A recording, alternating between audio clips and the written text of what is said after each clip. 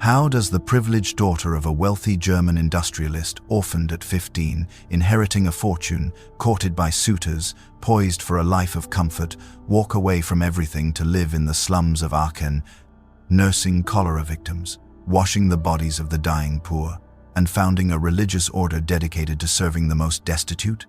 What kind of love makes a beautiful, educated young woman choose to spend her nights in tenements reeking of disease, her days begging for bread to feed the hungry, her entire fortune given away to build hospitals for those society had abandoned, all while refusing any recognition or honor for herself?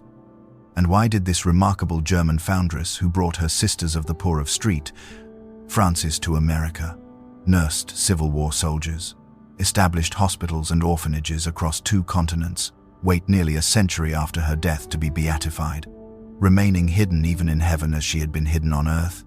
This is the story of Blessed Mary Frances Schervier, the wealthy heiress who became the servant of the poorest, the German nun who found Christ in Cincinnati's slums and New York's tenements, the foundress who proved that true nobility means serving those the world despises.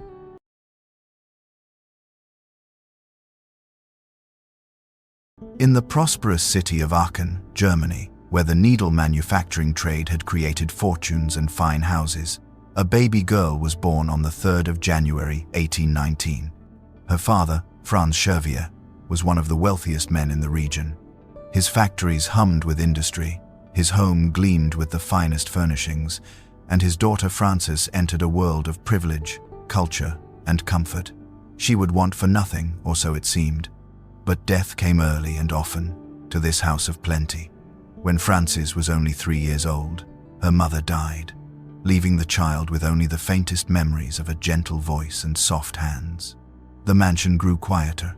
Servants raised the girl alongside her siblings, and her father, consumed by grief and business, remained a distant figure, loving but unreachable. Frances learned early that wealth cannot purchase what matters most: a mother's presence, a father's embrace, the warmth of a complete family. She grew into a beautiful and refined young woman, educated in music, languages, literature, and the social graces befitting her station. Suitors began to call. Marriage proposals arrived from respectable families who saw in Frances an ideal bride, wealthy, cultured, devout, and lovely. Her future seemed written in the ledgers of commerce and the registers of society. She would marry well, manage a grand household, raise children in comfort, and take her place among Aachen's elite. Then, when Frances was 15 years old, her father died.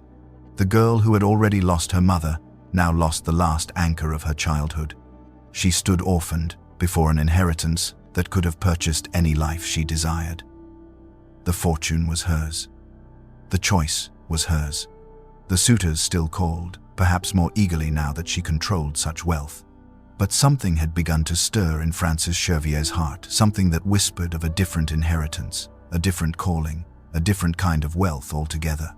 She had begun to notice, as she walked through Aachen's elegant streets, the other city that existed in the shadows. The hovels of the poor, the faces of the sick, the children in rags begging for bread. And in those faces, she began to see someone she recognized. She began to see Christ.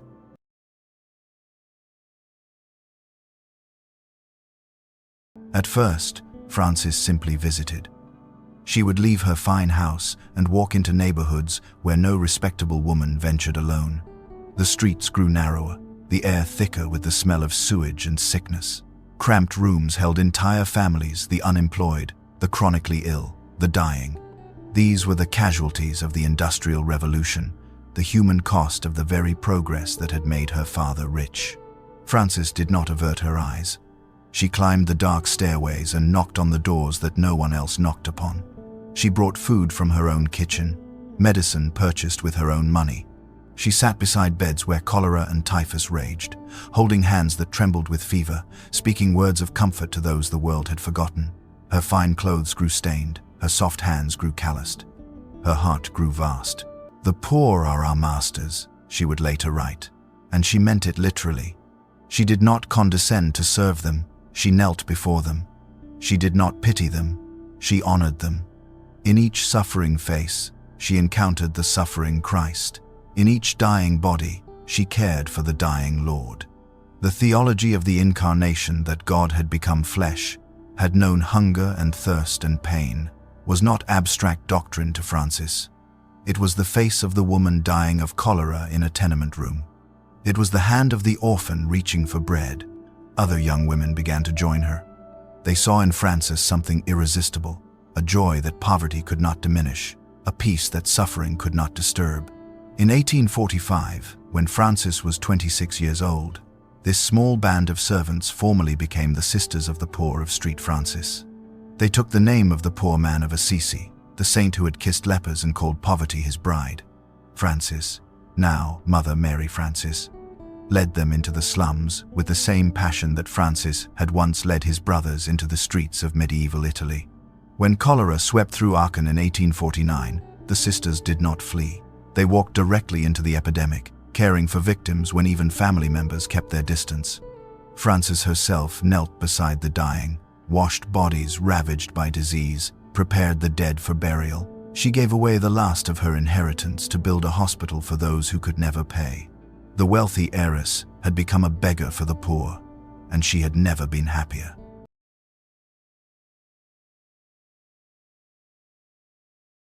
Across the Atlantic Ocean, another world was taking shape.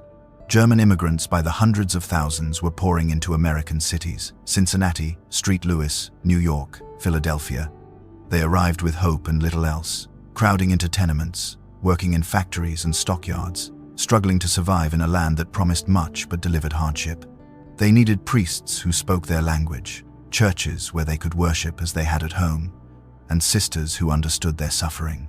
In 1858, Mother Mary Frances sent the first group of her sisters to Cincinnati. She would follow them herself, crossing the Atlantic multiple times, despite the dangers and discomforts of 19th century ocean travel. The America she encountered was vast, chaotic, and desperately in need. German immigrants lived in conditions as wretched as anything she had seen in Aachen, perhaps worse, for they were strangers in a strange land, isolated by language and culture from the help that might have been available.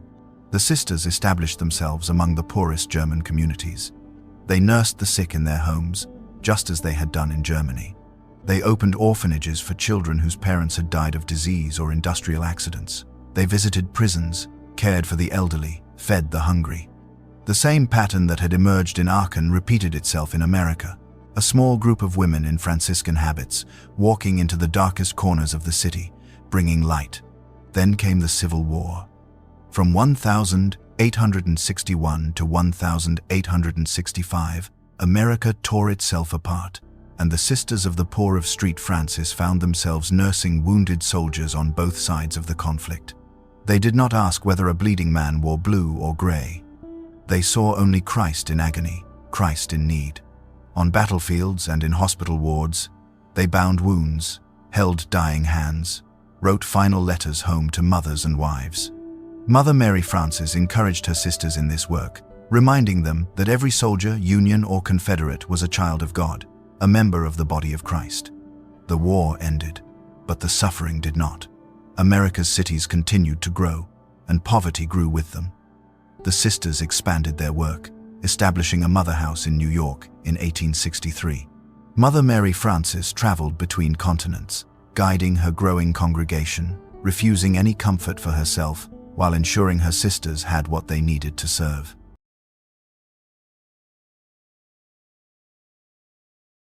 What drove this woman? What sustained her through decades of service in the most desperate circumstances? Those who knew Mother Mary Frances spoke of her profound identification with Christ, not Christ glorified in heaven, but Christ hungry, Christ sick, Christ dying on the cross. She had internalized the mystery of the Incarnation so completely that she could not look at a poor person without seeing her Lord. Her Franciscan spirituality was not performance or pretense. She truly loved poverty not as an abstract ideal, but as a way of life. Even as her congregation grew and prospered, establishing hospitals and institutions across 2 continents, she herself lived in radical simplicity. She wore the coarsest habit, ate the simplest food, slept on the hardest bed. When honors were offered, she refused them. When praise was given, she deflected it to God and to her sisters. We must not only love the poor, she taught her sisters, We must honor them and be subject to them.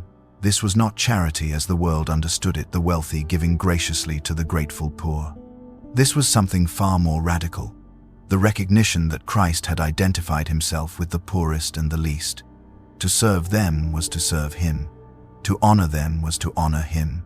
To wash their feet was to wash his feet. She lived this teaching in the concrete details of daily life.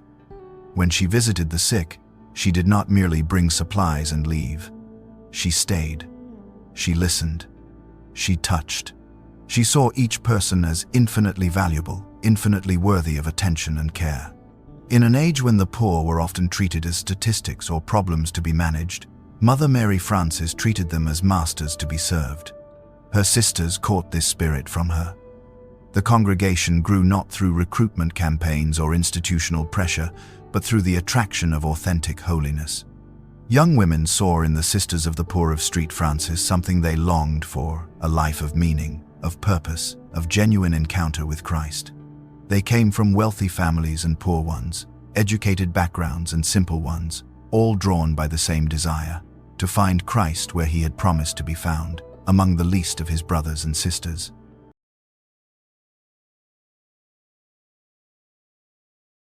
By the 1872, the congregation had grown beyond anything Mother Mary Frances could have imagined when she first walked into Aachen slums as a young woman. Hospitals, orphanages, homes for the aged, nursing services, the work spread across Germany and America, touching thousands of lives. She traveled constantly, visiting houses, encouraging sisters, ensuring that the original charism remained alive. She would not let her congregation become merely institutional, merely efficient. It had to remain what it had always been, a community of women who saw Christ in the poor. The constant travel, the endless labor, the years of sacrifice took their toll. In her mid-50s, Mother Mary Frances was diagnosed with cancer. The disease that had stalked so many of those she served now came for her. She accepted the diagnosis with the same peace that had marked her entire life. Suffering was not a stranger to her. She had spent decades in its presence, holding its hand, washing its face. Now it was her turn to be held. She continued working as long as her body would allow, then withdrew to Aachen, to the city where it had all begun. The cancer progressed slowly, painfully. She offered her suffering for the poor she had served, for the sisters she was leaving behind, for the church she loved. On the 14th of December, 1876, at the age of 57, Mother Mary Frances Schervier died. She had given everything, her inheritance, her comfort, her health, her life, to the poorest of the poor. Now she gave them her death as well. They buried her simply, as she would have wanted. No grand monument, no elaborate funeral, just the prayers of her sisters and the gratitude of the poor she had served. The wealthy heiress who had chosen poverty rested at last in the poverty she had loved.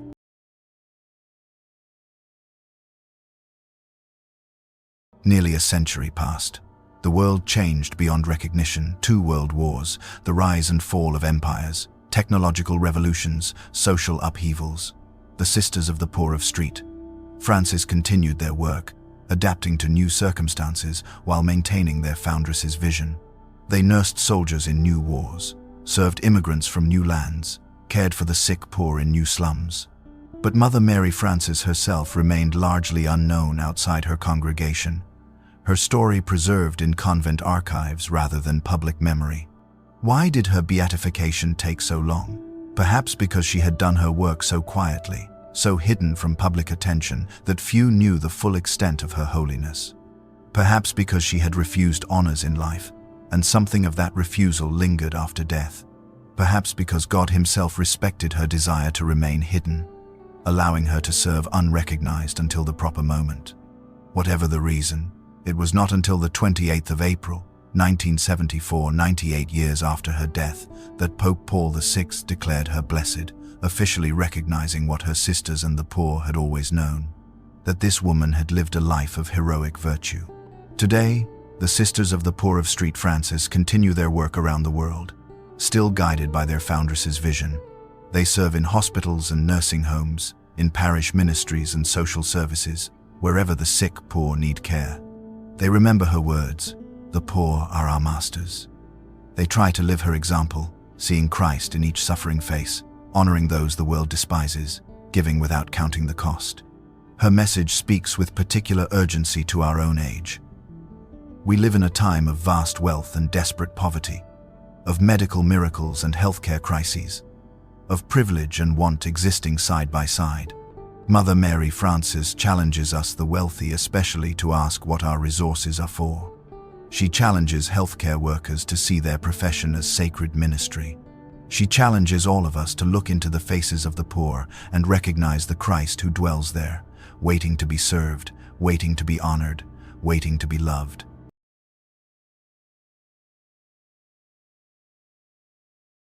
The wealthy merchant's daughter who had everything gave it all away. The beautiful heiress who could have married anyone married poverty instead. She walked into the slums of Aachen where cholera raged and saw not disease but Christ. She crossed the Atlantic to serve German immigrants in Cincinnati's tenements and New York's hovels. She built hospitals for those who could not pay and orphanages for children no one wanted. She nursed dying soldiers in a war that tore a nation apart, asking only whether they needed care, not which uniform they wore. She died of cancer at 57, having given everything, her inheritance, her comfort, her health, her life, to the poorest of the poor. And heaven waited nearly a century to reveal her beatification, as if respecting her desire to remain hidden, as if allowing her to continue serving unrecognized until the world was ready to receive her witness. Blessed Mary Frances Schervier, the nun who found Christ in the sick and poor, the foundress who proved that the greatest wealth is having nothing, and that true nobility means kneeling to wash the feet of those the world walks past. The heiress who chose poverty, the servant of the poorest, Christ's faithful bride. In her life, the gospel paradox became flesh. The first shall be last, the last shall be first. The one who had everything became the servant of those who had nothing, and in that service she found everything that matters. She found Christ, she found joy. She found the treasure hidden in the field, the pearl of great price, the kingdom that endures when all earthly kingdoms fade. May her prayers accompany all who serve the poor today. May her example inspire those who struggle with privilege. And may her hidden holiness remind us that the saints most beloved in heaven are often those least recognized on earth, those who loved without seeking reward, served without demanding recognition, and found in the faces of the forgotten the face of Christ himself.